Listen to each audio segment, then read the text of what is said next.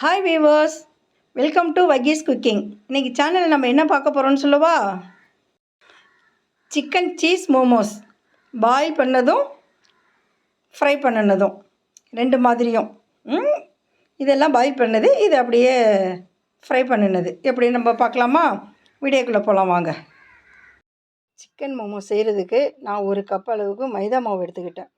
இது வந்து ஒரு 100 கிராம் இருக்கும். அதுக்கு தேவையான உப்பு கொஞ்சம் போட்டுக்கிறோம். நம்ம இதில் கொஞ்சோண்டு தண்ணி ஊற்றி, பச்சை தண்ணி தான், கொஞ்சோண்டு தண்ணி ஊற்றி இதை நல்லா பிசைஞ்சு எடுத்துக்கிறோம். நம்ம சப்பாத்திக்கு மாவு பிசைவோம்ல, அது மாதிரி போட்டு பிசைஞ்சு எடுத்துக்கிறோம். இப்போ நல்லா பிசைஞ்சாச்சு. இதில் கொஞ்சோண்டு எண்ணெயை தடவி அப்படியே மூடி வைப்போம்.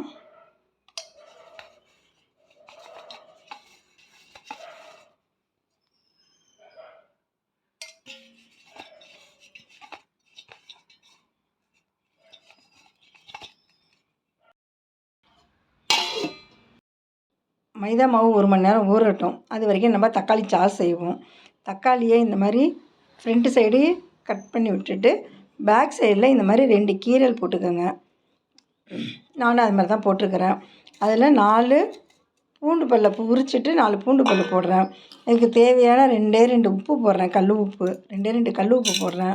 சாதாரண மிளகா ஒரு 5 மிளகா மாதிரி போடுறேன். போட்டு அதில் தண்ணி ஊற்றி, தேவையான தண்ணி ஊற்றி, இப்போ தண்ணியில் நல்லா கொதிக்க விடுவோம். கரெக்டாக ஒரு 5 நிமிஷம் கொதித்தா போதும்.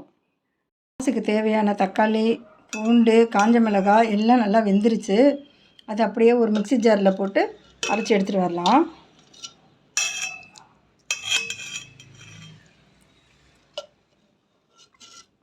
கொஞ்சம் எந்த தண்ணியவே கொஞ்சம் ஊற்றிக்கலாம். ஊற்றி போய் கிரைண்ட் பண்ணிட்டு வந்துடலாம். கொஞ்சமாக எண்ணெய் ஊற்றிக்கிறேன். இஞ்சி பூண்டு குட்டி குட்டியாக கட் பண்ணியிருக்கேன், அதை அதில் போடுறேன். போட்டு நல்லா வதக்கிக்கிறோம். இஞ்சி பூண்டு பச்சை வாடை போகிறது வரைக்கும் நல்லா வதக்கிக்கிறோம். இப்போ நம்ம அரைச்சி வச்ச தக்காளி சாஸை அதில் ஊற்றுறோம்.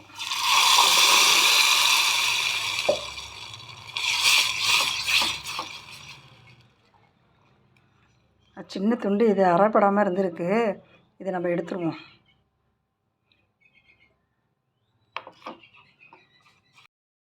இது நல்லா கொதிக்குது. இப்போ நல்லா 1 ஸ்பூன் ஜீனி போட்டு கலக்கிறோம். நல்லா கொதித்தோன்னே இதை இப்போ அடுப்பு ஆஃப் பண்ணிடுறோம். மோமோ ஸ்டஃபிங் செய்ய போகிறோம். அதுக்கு ஒரு கடாயில் கொஞ்சமாக எண்ணெய் ஊற்றிக்கிறோம். அதில் ஃபஸ்ட்டு சூடு வந்தோடனே வெங்காயம் போட்டுக்கிறேன். வெங்காயத்தை நல்லா வதக்கிட்டு,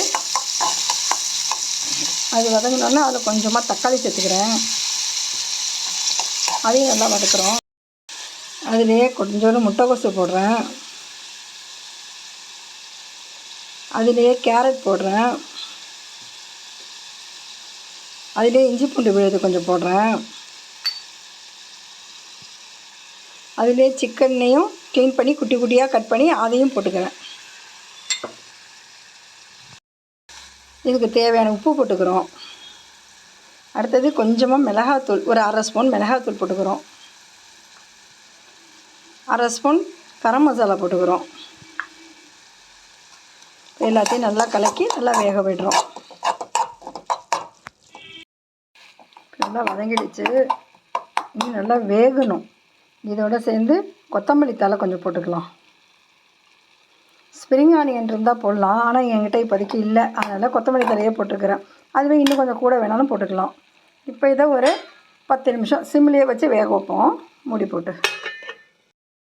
ஸ்டஃப்டு நல்லா ரெடி ஆகிடுச்சு. இப்போ இதை அப்படியே வைப்போம். கொஞ்சம் ஆறினோன்னே மைதா மாவு திரட்டி அதில் வைப்போம். சப்பாத்தி கட்டையில் லேசாக மைதா மாவு தெளித்து, அதை நம்ம பிசைஞ்சு வச்சுருந்த மைதா மாவை ஒரு உருண்டை எடுத்து நம்ம நல்லா அதை வந்து தேய்ச்சி வச்சுக்கலாம். நம்ம இது மாதிரி தேய்ச்சிக்கலாமா? இதில் ரொம்ப மொத்தமாகவும் இல்லாமல் மெலிசாகவும் இல்லாமல் இதை நம்ம பதமாக தேய்ச்சிக்கணும். ரொம்ப மொத்தமாக இருந்தால் மாவு வேகாது. இப்போ நான் என்ன செய்கிறேன்னு கேட்டாக்க, இதை வட்டமாக இதே மாதிரி ஒரு அச்சு வச்சு எடுத்துக்க போகிறேன். நான் ஒரே சேஃபாக இருக்கட்டுமேங்கிறதுனால சின்ன சின்ன பூரி மாதிரி கூட நீங்கள் தேய்ச்சி அதை எடுத்து அது மாதிரி கூட வச்சுக்கலாம். நான் வந்து என்னுடைய இஷ்டத்துக்கு நான் இப்படி செஞ்சுருக்கிறேன். உங்களுக்கு எது பிடிக்குமோ அது மாதிரி நீங்கள் செஞ்சுக்கலாம். இப்போ இதில் பாருங்கள் 4 பீஸ் கிடச்சிருச்சு. இப்போ நம்ம அதை ஸ்டப் பண்ணலாம். இதில் கொஞ்சம் வச்சுருக்கிறேன்னா ஒரு சின்ன சீஸ் வைக்கலாம். இப்போ இதை எடுத்து நம்ம அப்படியே ஒன்று ஒன்றா அப்படியே மடித்து விட்றோம். நான் எப்படி மடிக்கிறேங்கிறத பாருங்கள். புடவைக்கு நம்ம ஃபீட் வைப்போம்ல, அதே மாதிரியே தான் செய்யணும்.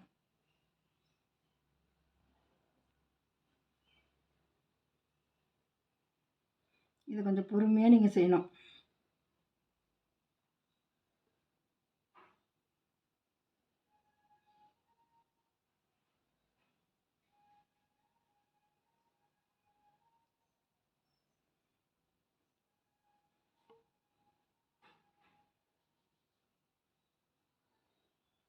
இதை ஒரு சுற்றி சுற்றி லேசாக அப்படி அமுக்கி வச்சுக்கணும்.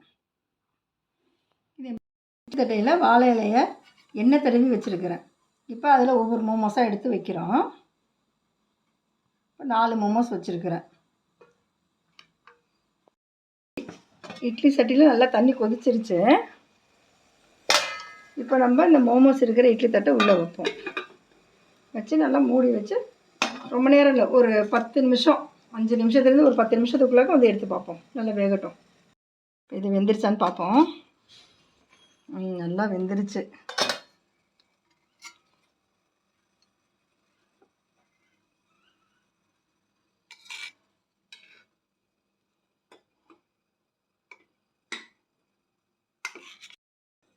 நல்லா சாஃப்டாக வெந்துருச்சு. இப்போ நம்ம சாஸ் வச்சு சாப்பிட்டு பார்ப்போம். சிக்கன் சீஸ் மோமோஸ் செஞ்சாச்சு. இப்போ அதை நம்ம டேஸ்ட் பண்ணி பார்ப்போம். சூப்பராக இருக்குது. நீங்களும் இது மாதிரி செஞ்சு பாருங்கள். நீங்களும் இதே மாதிரி சிக்கன் சீஸ் மோமோஸ் செஞ்சு பார்த்துட்டு ஃப்ரெண்ட்ஸ் ரிலேட்டிவ்ஸ் எல்லாருக்கும் ஷேர் பண்ணுங்கள், லைக் பண்ணுங்கள், கமெண்ட் பண்ணுங்கள். பக்கத்தில் இருக்கிற பெல் ஐக்கானை கிளிக் பண்ணுங்கள். அப்போ தான் நான் ஒவ்வொரு தடவையும் போடுற ஒவ்வொரு வீடியோவும் உங்களுக்கு வந்து சேரும். அடுத்த வீடியோவில் பார்ப்போமா? பாய்.